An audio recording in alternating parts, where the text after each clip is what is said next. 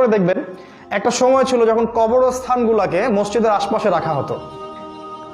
এখন দেখবেন সমাজে কবরস্থান থাকে সমাজের অন্য একটা প্রান্তে, যেখানে আপনি বছরে হয়তো একদিনও যাবেন না।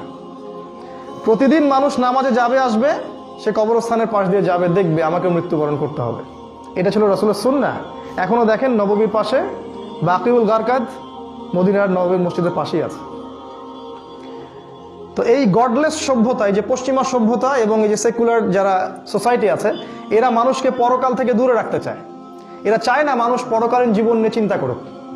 কারণ যদি কোনো মানুষ পরকাল নিয়ে চিন্তা করে এবং তার আল্লাহর সামনে দাঁড়াতে হবে, জবাবদিহিতা করতে হবে, এই বিষয়গুলোকে নিয়ে যদি চিন্তা ভাবনা করে, তাহলে তার পক্ষে পাপ করা সম্ভব না, বা করলেও ইনশাল্লাহ সে আল্লাহর কাছে ফিরে আসবে, তওবা করবে। এই জন্য গডলেস এই সভ্যতা এবং সেকুলার এই সভ্যতা, তারা চায় আমরা যেন আল্লাহ থেকে দূরে থাকি, পরকাল সম্পর্কে চিন্তা ভাবনা না করি, খালি দুনিয়া দুনিয়া আর দুনিয়া। আল্লাহ পাকের কাছে দুনিয়ার মূল্য কতটুকু? একটা মাছির ডানার চেয়েও কম।